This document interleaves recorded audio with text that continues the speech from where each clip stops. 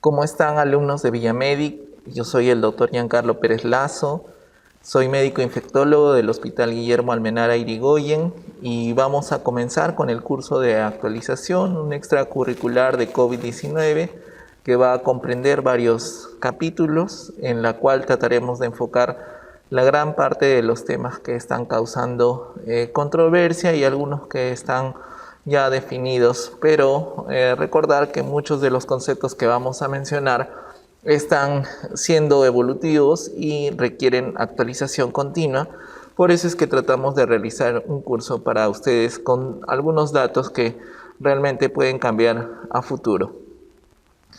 Vamos a empezar con este primer bloque en cuanto a los aspectos clínicos y epidemiológicos de COVID-19, haciendo más énfasis en Perú y qué es lo que ha pasado para que ustedes puedan tener un poco más de conocimientos en este tema y ver el tema que vamos a presentar. Hablaremos un poco de la historia de coronavirus, cuál es la epidemiología actual, haciendo énfasis en Perú y una situación un pantallazo de la situación actual, cómo es el virus y su patogénesis. Hablaremos de las manifestaciones clínicas, de las características laboratoriales y radiológicas. Y finalmente discutiremos hoy los factores de riesgo, severidad y mortalidad. Finalmente daremos algunas conclusiones de este tema. En cuanto a la historia del coronavirus, como ustedes saben, para diciembre del 2019, se identifica un nuevo RNA, beta coronavirus, ¿no? Estos recuerden que son ARN de cadena positivos que están envueltos. Previamente ya teníamos SARS-CoV, ¿no? Y bueno, había una similaridad, en estos reportes iniciales que nos dan en China.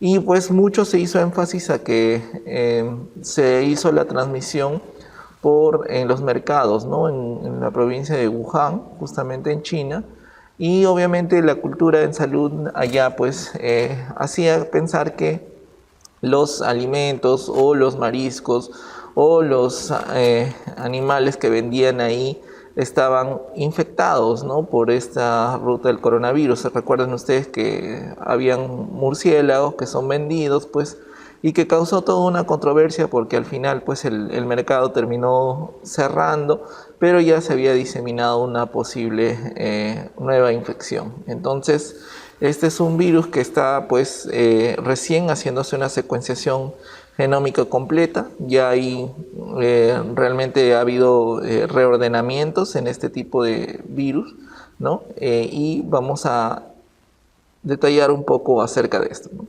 Como dijimos, este tipo de SARS son cadena positiva, ¿no?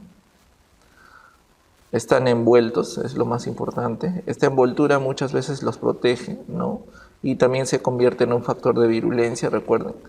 Y el virus no muta, ¿no? Este es un error que usualmente escuchamos. Muta el virus, ¿no? Entonces probablemente la filogenia y el genoma que esté circulando en Latinoamérica, lo vamos a mencionar más adelante, haya tenido un reordenamiento, ¿no? Entonces este es el término correcto, ¿no? Entonces hay varios coronavirus que han sido aislados en murciélagos previamente. Sin embargo, la posibilidad de que haya una transmisión a humanos pues era muy subjetiva, y como ven acá en el gráfico hay varios linajes de los coronavirus. Tenemos los delta y los gamma coronavirus que en teoría no tienen afectación a los humanos. Tienen un linaje A, los beta coronavirus, y un linaje B, C, D, donde están, pero el más frecuentemente asociado son alfa coronavirus en este caso, ¿no?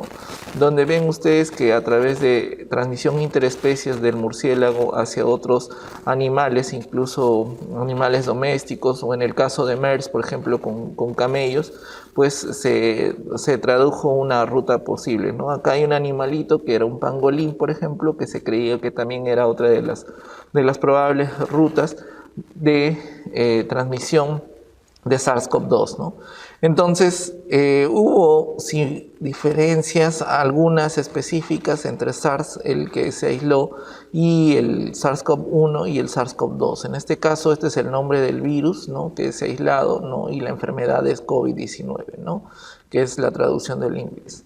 Ok, entonces, mucho se ha creído que estos coronavirus que han sido aislados tienen una similaridad a lo que es el coronavirus aislado en murciélago. Entonces, puede ser que haya sido una fuente probable, una fuente primaria, ¿no? Pero a través de algún huésped intermedio en específico, eso es lo que no se puede determinar, ¿no? Entonces, los murciélagos estarían envueltos tal vez en este tipo de mecanismo y diseminación, ¿no? Entonces, como ven ahí, hay una serie de mecanismos de diseminación interespecies, ¿no? Y estos huéspedes, pues, no solamente en algunos casos son los que transmiten y viajan, ¿no?, como murciélagos, otras aves, ratas también, ¿no? Entonces hay que tener mucho cuidado. Entonces la OMS declara a COVID, ¿no?, como una pandemia a medida que se hizo una propagación rápida del virus, y estuvo muy cuestionado el origen justamente, ¿no? Entonces, supuestamente el tráfico de la vida silvestre, la destrucción, la generación de que los humanos entren a estos hábitats, pues genera, y adicionalmente el cambio climático generan varias fuentes que eran cuestionadas, ¿no? Y al final pues se tomó la decisión de cerrar, como les dije, el mercado inicial en Wuhan, ¿no? Entonces la proximidad entre las especies en estos mercados era algo que también condicionaba que podía haber transmisión en ellos, ¿no? Recuerden que estaban en jaulas y todos pues las compartían excretas o el mismo alimento entre todos los animales domésticos en estos mercados, ¿no? Entonces, incluso en serpientes, por ejemplo, que también son otro de los animales que comen ellos. Entonces, ya se ha dado una orden recientemente, pero creo que hace un poco también ha habido reportajes donde han habido reaperturas de los mercados, no en China, sino en otros países de Asia, ¿no? Entonces, esto es importante para que recuerden. Entonces, miren ustedes, para hacer similitud de qué es lo que pasó en el outbreak, en el brote de 2002-2003 en SARS, ¿no? Miren ustedes que para noviembre, en este caso, 16 de noviembre, en estas fechas, 2002, se reporta el primer caso, reportan una neumonía típica, ¿no?, en Guangdong, en China.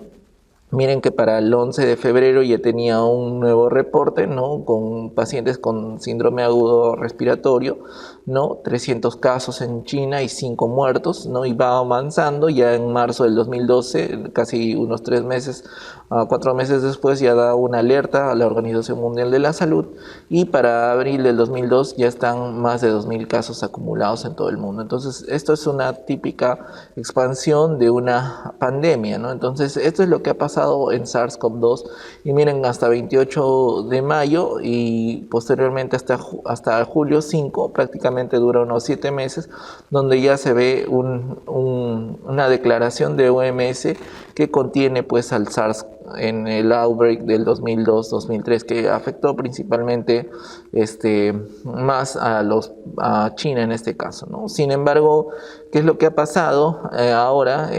Lastimosamente, pues han habido muchos factores que han contribuido a la diseminación mucho más rápida y progresiva. Ahora, comparando, miren ustedes la línea del COVID en 2019-2020. Miren, en diciembre del 8 se reporta el primer caso, ¿no?, en Hubei, en la provincia de China. Y lo que pasa es que acá hay rutas migratorias, ¿no? Entonces se creyó que solamente está en esta provincia, a pesar de que hubo un confinamiento. La expansión inicial se da en todo China, ¿no? Recuerden que hay clústeres familiares, ¿no? Entonces, miren ustedes cómo para diciembre 31, prácticamente unos 23 días después, ya tenían 27 casos. Se hablaba solamente de clústeres de familias, ¿no?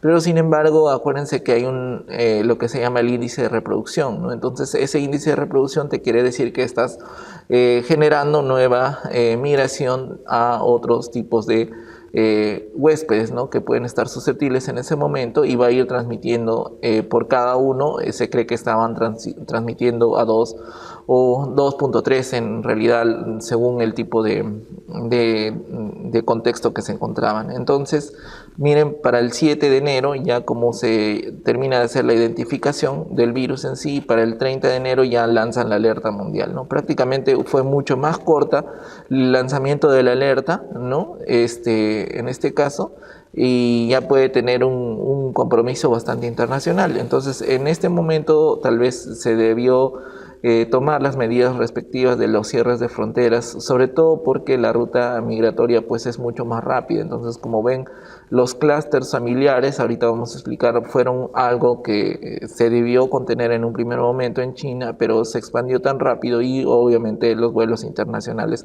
generan todos estos problemas, ¿no? Entonces, para el 20 de febrero, casi 20 días después de la declaración de una alerta mundial, ya teníamos fuera de China casi 1073 casos y empezaban a ver las muertes, ¿no? Entonces uno ya prácticamente asumía que tenías cualquier cantidad de casos. Y esto es lo que pasó. Miren, ya prácticamente la tasa global ahora y en estos días va a seguir subiendo, ya estamos por los 19 millones.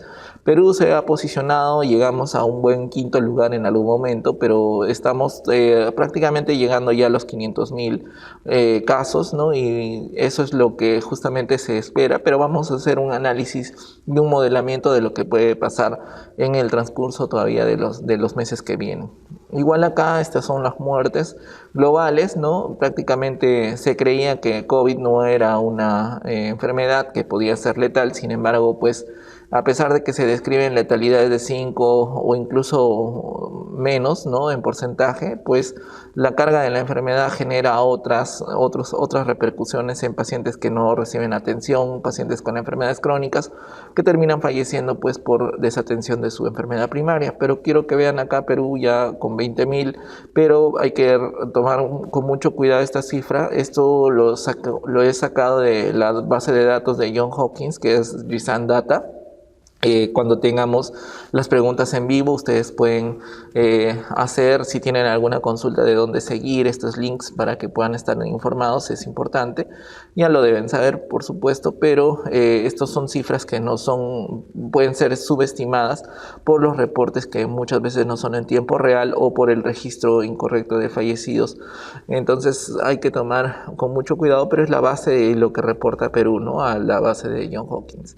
Y entonces no se toman estas medidas, pero recordar ustedes, como mencionábamos, que habían 7 coronavirus que pueden causar enfermedad en humanos. Entonces ya se describían varios de estos y están relacionados con enfermedad común, resfríos, diarrea, ¿no? Como dice acá, hasta 15%. Tiene los alfa coronavirus y los beta coronavirus, ¿no? Entonces, de ellos, en específico, estas de acá, alfa, beta, cuando hagamos la parte de pruebas moleculares, van a ver que estos de acá se pueden detectar, por ejemplo, en los paneles multipatógenos, ¿no? Virales. Ahora, por ejemplo, tenemos varias plataformas que nos ayudan a detectar estos paneles multipatógenos, y cuando empieza la epidemia habrán visto que en muchas de las clínicas particulares testeaban este tipo de coronavirus que pueden producir y que están hace mucho tiempo circulando en estas plataformas. Sin embargo, no detectan en específico lo que estábamos buscando. Entonces,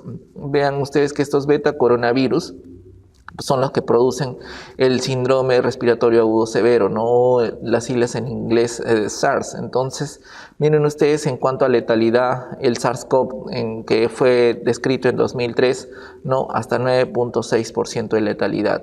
El MERS-CoV, ¿no? Que era el virus del Medio Oriente, en este caso, miren, puede causar hasta 34.4% de tasa de letalidad, y fue controlado también, al igual que el SARS-CoV, y tuvo brotes esporádicos, pero eran, como les digo, son mortalidades y tasa de letalidad que pueden ser variables. Y los estimados en la pandemia al diciembre del 2019, pues fue el error tal vez de subestimar esto, ¿no? El 3%, que obviamente incluso habrán escuchado acá, muchos de los especialistas decían que es un virus que no es mortal, y bueno, en sí. Pero las necesidades de cada región pueden impactar en esto, ¿no? Entonces, en sí, esto es la característica de todos los coronavirus, ¿no? Entonces, para que ustedes recuerden, hay partículas y propiedades que cada uno debe recordar, ¿no? Entonces, esta proteína es muy importante, la proteína Spike, ¿no? Porque va a facilitar que en sí se pegue al receptor, ¿no? Y facilite la entrada, ¿no? Entonces, esto es para facilitar entrada, ¿recuerdan? ¿Ya? Entonces, esta proteína Spike facilita entrada del virus, ¿no? Hacia el huésped. Pero también sirve para que los anticuerpos neutralizantes dirijan su actividad, su target contra este punto. Entonces la proteína Spike, vamos a recordarla, o la proteína S como está reconocido, es parte fundamental de todo este complejo. Tenemos una nucleocápside, una proteína, y el RNA que hace justamente la envoltura, ¿no? En este caso va a pegarse esta nucleocápside al RNA, va a ser una forma helicoidal, ¿no? Helical. Entonces esto es justamente una de las funciones que tiene, ¿no? Entonces, en general, el nombre es la proteína N. Entonces, cuando vean ustedes este tipo de partículas, S, N, ¿no? Por ejemplo, la proteína E de envoltura, también cada una de estas siglas, pues muchas veces así las abrevian al momento de que son las detecciones de los paneles específicos moleculares para detectar estas partículas virales, ¿no? Esta proteína de envoltura, por ejemplo, lo que va a hacer es interaccionar también con otra proteína, que es la de membrana, ¿no? Entonces la proteína de membrana se denominará la proteína M, por ejemplo, ¿no? Entonces esta, al final, tanto la de envoltura y la de membrana interaccionan para formar todo el armatoste, el complejo, para determinar también la infectividad. Entonces, si nos hablan de infectividad, como les dije, tiene mucho que ver la envoltura y la proteína de membrana, ¿no? Entonces esas dos son las que marcan la pauta justamente. Entonces por ahí habrán escuchado si la carga del virus importa bastante para que realmente se determine que a mayor carga viral hubo mayor posibilidad de, con mayor carga viral expuesta, mayor posibilidad de hacer enfermedad y grados de enfermedad. Realmente eso es algo que también no está estudiado. Sin embargo, recuerden ustedes que muchas de estas partículas pues van a cumplir una propiedad específica, pero la infectividad depende de la envoltura y de la membrana, ¿no? Entonces, todos estos muchas veces van a tener una interacción, y recordando ya que el principal receptor es el AC2, ¿no? El receptor de la enzima de convertidora de angiotensina, que se ha postulado que es mucho más alta, por ejemplo, en varones que en mujeres, ¿no? Entonces, también hay otra proteasa, por ejemplo, que se llama la TMP, ¿no? RSS2, que es importante también para que determine la entrada también de SARS-CoV-2 a las células, ¿no? Entonces, estos justamente tienen un target, ¿no? Esta spike protein, o también su traducción en español es espiga, ¿no? Justamente, entonces lo pueden encontrar así como espiga. Los receptores de justamente estos cambios en las proteínas spike, ¿no? Hacen variantes del virus, ¿no? Entonces estas variantes pueden encontrarse diseminadas y pueden hacer estos reordenamientos en el mundo, ¿no? Entonces hay varios pseudotipos, ¿no?, que pueden encontrarse. Entonces, por ejemplo, dependiendo del reordenamiento de esta proteína spike, uno puede encontrar algunas partículas que tienen títulos virales más altos, ¿no? Entonces, el reordenamiento del spike o de la espiga te va a decir títulos más altos de virus, ¿no? Entonces, eso es importante porque necesitamos recordar algunos de estos conceptos básicos, ¿no? Pero a pesar de que hay justamente estas variantes, ¿no?, en los títulos, no necesariamente explica la necesidad de que no es igual a hospitalización o severidad, ¿no? O sea, simplemente puede circular. Y ahora último hay papers que hablan de que los pacientes asintomáticos incluso pueden tener igual una carga viral alta y no necesariamente van a tener enfermedad severa, sino que obviamente hay una interacción con el huésped y podría haber una predisposición inmunológica para no hacer la enfermedad severa. Entonces necesita targets en el huésped, y eso es lo que vamos a revisar. Entonces, habiendo conocido todos estos términos, ya un poco hablamos de la historia del coronavirus, cómo evolucionó.